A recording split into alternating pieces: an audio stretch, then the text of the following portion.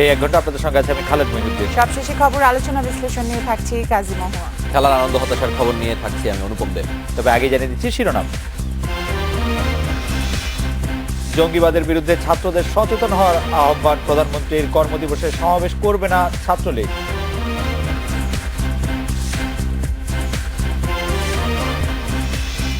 বিমানে শিডিউল বিপর্যয় এড়াতে কমানো হচ্ছে রুট, সেবার মান বাড়িয়ে লাভজনক করার পরিকল্পনা।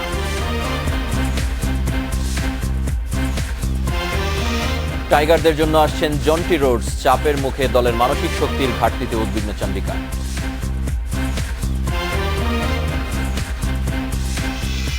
রাত 9টায় বাংলাদেশে আজ মতামত পাঠানোর বিষয়ে সার্চ কমিটির সদস্য বিতর্ক। মতামত পাঠাতে এসএমএস অথবা ফেসবুকে আপনাদের মতামত জানিয়ে দিচ্ছি এই সংবাদের পরের অংশে। সন্ত্রাস জঙ্গিবাদের বিরুদ্ধে শিক্ষার্থীদের সচেতন হওয়ার আহ্বান জানিয়েছেন প্রধানমন্ত্রী শেখ হাসিনা। সন্ত্রাস জঙ্গিবাদে জড়ালে কঠোর ব্যবস্থা নেওয়ার হুঁশিয়ারিও দিয়েছেন তিনি। সোহরাওয়ার্দী উদ্যানে বিকেলে ছাত্রলীগের পুনর্মিলনীতে বক্তব্যের সময় তিনি এই হুঁশিয়ারি দেন। দেশ নিরক্ষর মুক্ত করতে ছাত্রলীগকে দায়িত্ব পালনের আহ্বানও জানিয়েছেন তিনি। ৬৯তম প্রতিষ্ঠাবার্ষিকী উপলক্ষে রাজধানীর সোহরাওয়ার্দী উদ্যানে পুনর্মিলনীর আয়োজন করে বাংলাদেশ ছাত্রলীগ। এ আয়োজন পরিণত হয় সংগঠনটির সাবেক ও বর্তমান নেতাকর্মীদের উৎসবমুখর এক মিলন মেলায়। ছাত্রলীগের ইতিহাস ও ঐতিহ্যের উল্লেখ করে সংগঠনের ভাবমূর্তি ক্ষুণ্ণ হয় এমন কাজ না করার আহ্বান জানান আওয়ামী লীগ সভাপতি ও প্রধানমন্ত্রী শেখ হাসিনা। লেখাপড়ার প্রতি মনোযোগী হতে সংগঠনটির নেতাকর্মীদের তাগিদ দেন তিনি। আমরা বাংলাদেশকে নিরক্ষরতা মুক্ত বাংলাদেশ হিসেবে গড়ে তুলতে চাই। তার কাজেই ছাত্রলীগের প্রত্যেকটা নেতা কর্মীর প্রতি আমার আহ্বান থাকবে, প্রত্যেকের নিজ নিজ দেশ, নিজ নিজ গ্রাম, নিজ নিজ এলাকা আছে।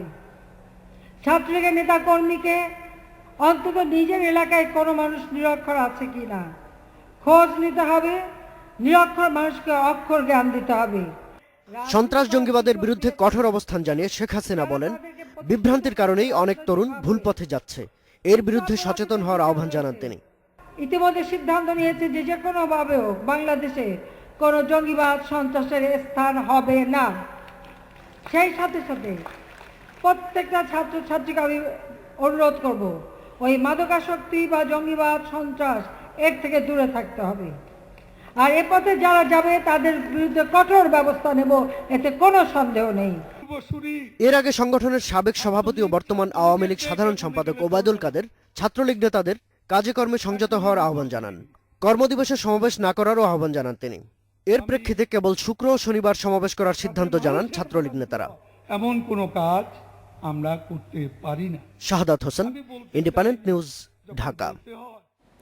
দিকে নিরপেক্ষ সার্চ কমিটি গঠনে রাষ্ট্রপতির উদ্যোগকে আওয়ামী লীগ বিতর্কিত করেছে বলে অভিযোগ করেছেন বিএনপির মহাসচিব মির্জা ফখরুল ইসলাম আলমগীর।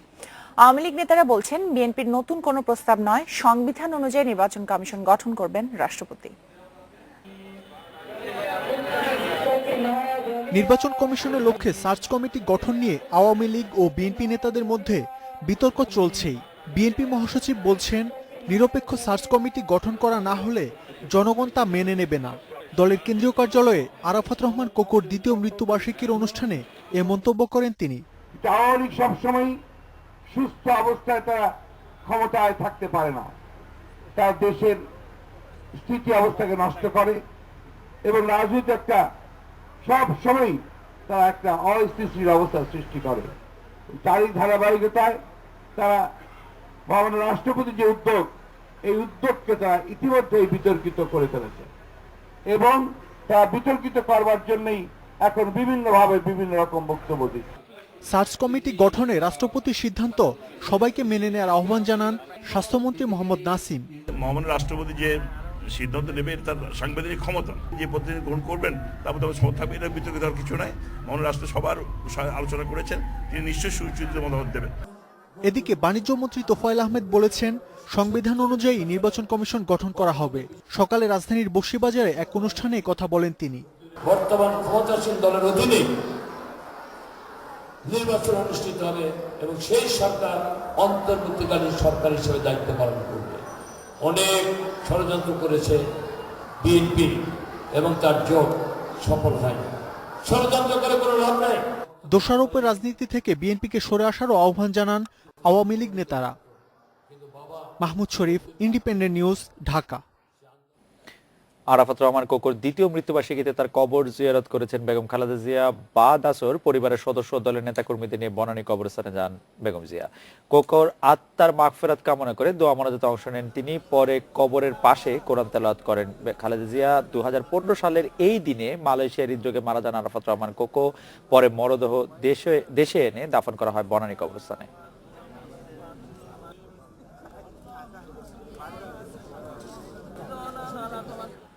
দরপত্র হস্তান্তর বেআইনি উল্লেখ করে স্থানীয় সরকার মন্ত্রী খন্দকার মোশাররফ হোসেন বলেছেন, কোন ঠিকাদার দরপত্র পাওয়ার পর আরেকজনের কাছে বিক্রি করলে দৃষ্টান্তমূলক শাস্তি দেওয়া হবে। ঠিকাদারের নিবন্ধন বাতিলের হুঁশিয়ারিও দিয়েছেন তিনি। সংসদ অধিবেশনের প্রশ্নোত্তর পর্বে মন্ত্রী এই হুঁশিয়ারি দেন। আরেক প্রশ্নের উত্তরে খন্দকার মোশাররফ বলেছেন, এলজিআরডির মাধ্যমে নির্মিত রাস্তাগুলো পর্যায়ক্রমে সংস্কার করা হবে। রাস্তার কাজের মান ভালো না হলে ব্যবস্থা নেওয়া হবে ঠিকাদারদের বিরুদ্ধে।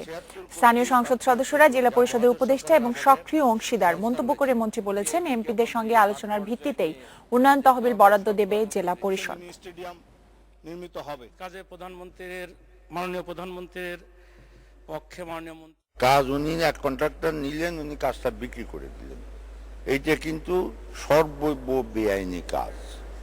আমি আবারও ওনাকে অনুরোধ করব, ওনার নজরে যেসব কাজ কন্ট্রাক্টর পেয়েছে এবং তিনি বিক্রি করে দিচ্ছেন, এইটা উনি আমাদের নজরে আনুক। প্রমাণিত হলে আমরা সেই কন্ট্রাক্টরের শুধু ব্ল্যাকলিস্টই করব না, তার রেজিস্ট্রেশন আমরা বাতিল করে দেব। দরপত্র হস্তান্তর বন্ধ করতে পারলে আসলে এটা অনেক বড় একটা কাজই হবে, কারণ বেশিরভাগ ক্ষেত্রে আমরা দেখি যে যারা টেন্ডার বাজ তারা সাধারণত খুব কম দামে দরপত্র কিনে আবার অনেক বেশি দামে সেটা 40 থেকে 50 ভাগ দাম বাড়িয়ে তারা বিক্রি করে।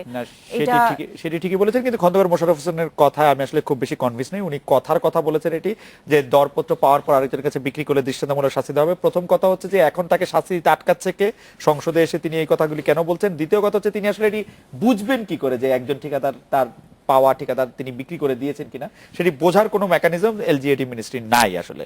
তার ফলে ওনার এগুলি কি কারণে নাই? কারণ যার নামে দরপত্র, ধরেন আপনার নামে দরপত্রটি আসলো, কাজ আপনি আমি আপনার কাজটি করে দিলাম, নামটাই থাকলো, এটা কিভাবে বুঝবে? এটা কোনো, এবং এগুলি শুধু কথারই কথা, কারণ কোর্টে এগুলি কখনোই প্রমাণ করা যায় না। এবং কোনোদিন কোনো ঠিকাদার আরেকটি ঠিকা কাজ বুঝে নিয়ে এসে করে দিয়ে শাস্তি পেয়েছেন এরকম আমি কখনো শুনি নাই। কিন্তু সাবকন্ট্রাক্ট দেওয়ার কি কোনো সুযোগ নেই? সাবকন্ট্রাক্ট তো দেয়াই হয়। যেগুলির মধ্যে দেওয়ার সুযোগ আছে সেগুলো তো থাকলো, যেগুলির মধ্যে দেওয়ার সুযোগ নাই, যেমন ধরেন কালকে আমরা একটা ইন্টারেস্টিং একটা জিনিস পাইলাম যে টিআইবি তাদের ইয়েতে বলেছে যে আদিবাসীরা যদি কোনো কাজ নেন তা আদিবাসীদের 15% পর্যন্ত মূসক বাতিল হয়। তবে অনেকে করেন কি, আদিবাসীদের নামে একটি কন্ট্রাক্ট নেন, পরে কাজটি তারা নিজেরা করেন।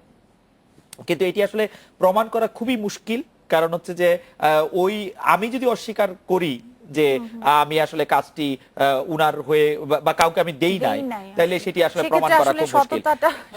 না, সততার চেয়ে বেশি কথা হচ্ছে যে মানে খন্দকার মোশাররফ হোসেন এইগুলি শুধু কথার কথাই বলেছেন, মানে আরেকজনের কাছে বিক্রি করলে দৃষ্টান্তমূলক শাস্তি দেওয়া হবে, সেগুলি সংসদে শুনতে ভালো, বলতে ভালো, কিন্তু এখন দৃষ্টান্তমূলক শাস্তি তিনি দিচ্ছেন না এরকম আমরা ধরে নিব যে মানে তিনি হয়তো এখন দিতে পারছেন না, কখনো দিবেন কিনা জানিও না। যাই হোক, আমরা একটা বিরতি নেই। শিডিউল বিপর্যয় এড়াতে রুট কমিয়ে পুনর্বিন্যাস করা হচ্ছে বিমানের ফ্লাইট। গ্রাউন্ড হ্যান্ডলিং সেবা বাড়াতে কেনা হচ্ছে 100 কোটি টাকা সরঞ্জাম, এমন তথ্য জানিয়েছেন বিমানের চেয়ারম্যান মোহাম্মদ এনামুল বারী। সংস্থার ইমেজ সংকট কাটানোর পদক্ষেপ নেওয়া হচ্ছে বলেও দাবি করেছেন তিনি। প্রধানমন্ত্রীকে বহনকারী বিমানের ত্রুটি থেকে শুরু করে যাত্রী সেবায় নিম্নমান ও হয়রানি, নানা অভিযোগে আলোচনায় বিমান বাংলাদেশ এয়ারলাইন্স। সংকটের কথা স্বীকার করে সংস্থাটির চেয়ারম্যান জানিয়েছেন বিমানের ইমেজ পুনরুদ্ধারের চেষ্টা চলছে। মোরাল সাইড এবং সাইকোলজিক্যালিও যেটা বললাম তার জন্য যে আগামী 1 বছর আমাদের ইমেজ বিল্ডিংটা অনেক বড়, এবং আমরা চেষ্টা করতেছি ওই জায়গাটায় যতখানি আগানো যায়। দেশের সব বিমানবন্দরের গ্রাউন্ড হ্যান্ডলিংয়ের দায়িত্বে বিমান। যাত্রীদের অভিযোগ এখানে প্রায় হতে হয় হয়রানির শিকার। রয়েছে সময় মতো লাগেজ না পাওয়ার ভোগান্তিও। লোকবল সংকটই এর বড় কারণ উল্লেখ করে সংস্থার চেয়ারম্যান জানালেন, 3 মাসের মধ্যেই আসবে দৃশ্যমান পরিবর্তন। এখানে শুধু বিমানের ফ্লাইট না, যে সমস্ত ইন্টারন্যাশনাল ফ্লাইট এখানে আসে সকল প্যাসেঞ্জারেরই এই প্যাসেঞ্জার লাগেজটা যেন আমরা অন টাইম দিতে পারি। আগামী 3 মাসের ভিতর আমরা পজিটিভ কিছু আশা করতে। এই পরিস্থিতিতে যাত্রীসেবার মান ও রাজস্ব বাড়াতে রুট কমিয়ে পুনর্বিন্যাস করা হচ্ছে বিদ্যমান ফ্লাইট। অভ্যন্তরীণ রুটের জন্য কেনা হচ্ছে আরও 3টি উড়োজাহাজ। ডোমেস্টিকে টার্বোপ্রপ ছোট একার রাখার জন্য, আর ডোমেস্টিকেও আমরা ফ্লাইটের সংখ্যা কিছুটা রিঅ্যারেঞ্জ করার চিন্তা করছি, বিকজ কিছুটা কমার্শিয়াল দিকেও আমাদের দেখতে হবে। Aminul Islam, independent News, Dhaka. এবার একটি বিরতি নিচ্ছে।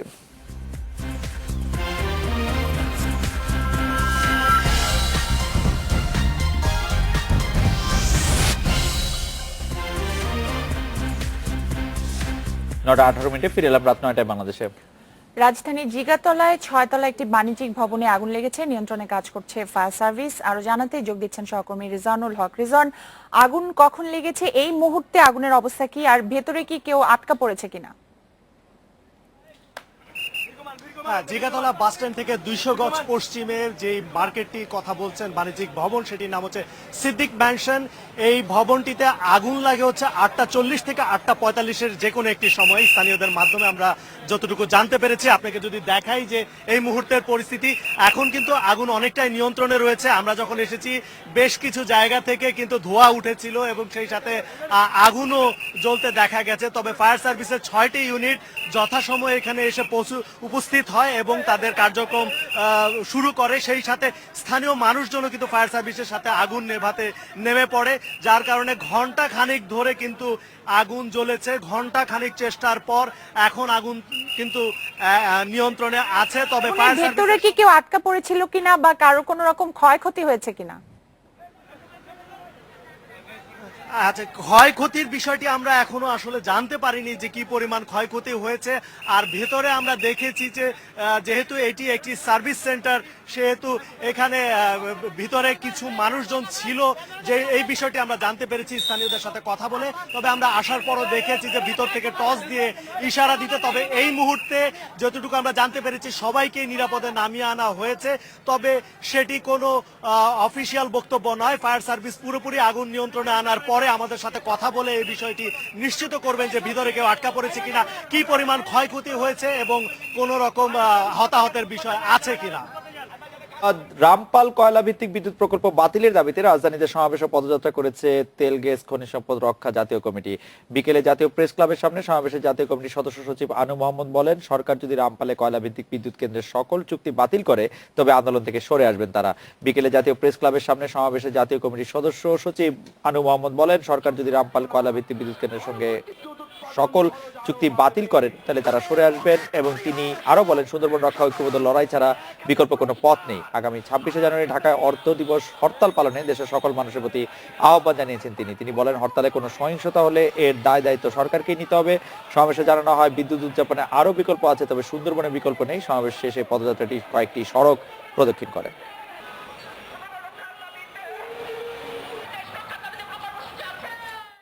যে সুন্দরবন বাংলাদেশকে রক্ষা করে, সেই সুন্দরবন এই কতিপয় দেশি বিদেশি গোষ্ঠীর মুনাফার কাছে, তাদের ক্ষমতার দায়ের কাছে নষ্ট হবে, আর বাংলাদেশের মানুষ এটা তাকিয়ে তাকিয়ে দেখবেন, এটা হতে পারে না। সেই জন্যই বাংলাদেশের মানুষের প্রতিবাদ। এই 26শে জানুয়ারি সকাল দুপুর ঢাকা মহানগরীতে হরতাল এবং সারা দেশে প্রতিবাদ এবং বিক্ষোভ সমাবেশ।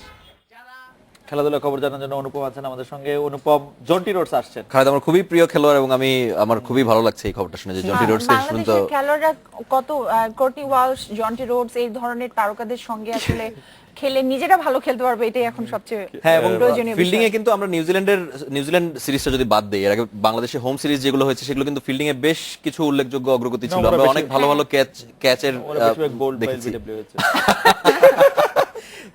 এছাড়াও অস্ট্রেলিয়ান ওপেনের কিছু খবর আছে, আমরা সেই খবরগুলো জানাবো। তবে তার আগে একটা বিরতি নিচ্ছি, ফিরে এসে যা থাকছে। 9:30 ফিরে এলাম রাত 9টা বাংলাদেশে। নিউজিল্যান্ড সফরে ক্রিকেটারদের ইনজুরি, ফিটনেস ঘাটতি ও ফিল্ডিং এর দুরবস্থা ভাবিয়ে তুলেছে বিসিবিকে। সমস্যার সমাধানে সাবেক সাউথ আফ্রিকান ক্রিকেটার জন্টি রোডসকে আনার ঘোষণা দিয়েছে বিসিবি সভাপতি। এদিকে নিউজিল্যান্ড সিরিজে ব্যর্থতার দায় সিনিয়র ক্রিকেটারদের উপর চাপালেন নাজমুল হাসান। নিউজিল্যান্ড সিরিজের হোয়াইট ওয়াশে হতাশ কোচ চন্ডিকা হাথুরুসিংহা বলছেন, কঠিন কন্ডিশনে চাপ নেয়ার মানসিকতায় পিছিয়ে আছে টাইগাররা। তবে ব্ল্যাক ক্যাপদের বিপক্ষে বেশিরভাগ ম্যাচে প্রতিদ্বন্দ্বিতা গড়তে পারা এই সফরের ইতিবাচক দিক মনে করছেন টাইগারদের হেড কোচ।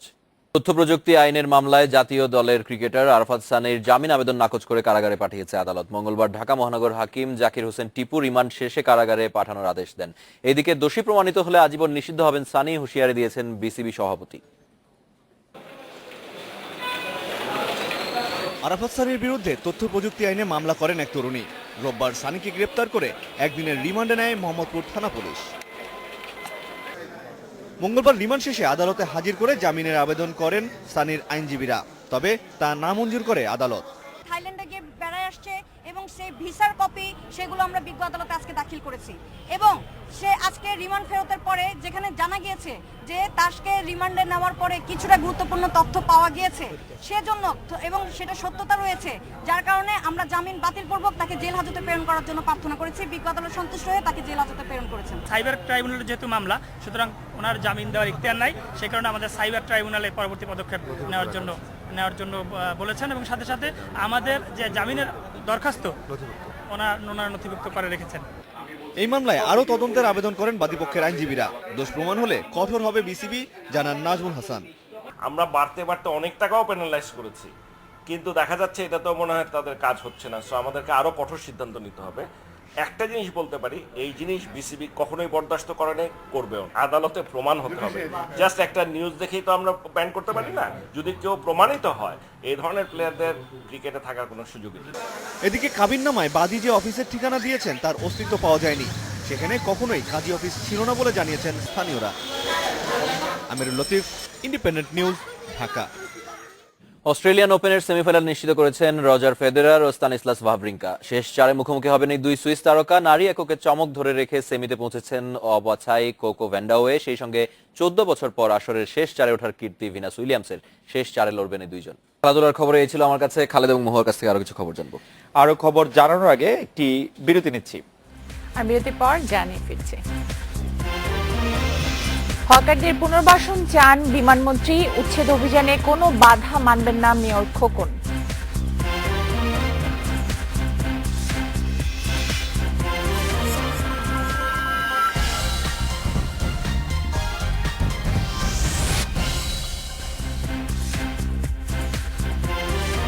রাত 9:47 আমরা ফিরে এলাম। হকারদের ফুটপাতে একটি নির্দিষ্ট সীমানার মধ্যে বসার অনুমতি দেওয়ার আহ্বান জানিয়েছেন বিমান ও পর্যটন মন্ত্রী রাশেদ খান মেনন। অন্যদিকে সংসদে হকারদের পক্ষে কথা বলেছেন জাসদ নেতা মঈনুদ্দিন খান বাদল। তবে দক্ষিণ ঢাকার মেয়র সাইদ খোকনের হুঁশিয়ারি, জনস্বার্থ বিরোধী কাজে কেউ বাধা দিলে ছাড় দেওয়া হবে না। এরই মধ্যে গুলিস্তান ও আশপাশের এলাকা থেকে হকার উচ্ছেদ করেছে ঢাকা দক্ষিণ, কিন্তু পুনর্বাসন সহ নানা দাবিতে আন্দোলন চালিয়ে যাচ্ছে হকার সমিতি। আন্দোলনের অংশ হিসেবে ঢাকা ৮ আসনের সংসদ সদস্য রাশেদ খান মেননের কাছে যান হকাররা। এ সময় মেনন বলেন, পুনর্বাসন ছাড়া হকার উচ্ছেদ অনুচিত। ফুটপাতে থাকবেন, রাস্তায় নামবেন না। রাস্তায় যদি রাস্তা বন্ধ করে দেন, যেটা গুলিস্তানে করা হয়েছে, এবং এই অঞ্চল দিয়ে মানুষ চলতে পারে না, এটা একটা অসম্ভব ব্যাপার। কোনো মহানগরে কোনো আইনগত সরকার এটা কিন্তু মেনে নেয় না। এদিকে সংসদে পয়েন্ট অফ অর্ডারে হকার উচ্ছেদ নিয়ে সমালোচনা করেন সংসদ সদস্য মঈনুদ্দিন খান বাদল। তিনি বলেন, ঢাকায় যানজটের জন্য হকার দায়ী নয়। কাউকে প্রপারলি প্লেসমেন্ট করা ছাড়া তাকে কোথাও থেকে উচ্ছেদ করা যাবে না। হঠাৎ করে মনে হচ্ছে ঢাকা শহরকে বিশ্বের সবচেয়ে সুন্দর শহর বানিয়ে ফেলার একটা প্রচন্ড প্রতিজ্ঞা নিয়ে মেয়ররা এগিয়ে যাচ্ছেন। কিন্তু সাইদ খোকন তাদের বক্তব্যের ঘোর বিরোধী। তিনি বলেন, রাজধানীর যানজট দূর করতে হলে নমনীয় হওয়ার সুযোগ নেই। সিটি কর্পোরেশনের কাছে কোনো ব্যক্তি কিংবা কোনো সংস্থা জনস্বার্থ পরিপন্থী কোনো কার্যকলাপে লিপ্ত হয়, কোনো ষড়যন্ত্রের মধ্যে জড়িত হয়, কোনো জনস্বার্থে পরিচালিত প্রক্রিয়াকে বাধাগ্রস্ত করবার চেষ্টা করে, সে যত ক্ষমতাশালী হোক, অত্র কর্পোরেশন আইন অনুযায়ী কঠোর ব্যবস্থা গ্রহণ করবে। তবে সিটি কর্পোরেশনের তালিকাভুক্ত হকারদের জন্য বিকল্প ব্যবস্থা করার আশ্বাস দেন সাইদ খোকন।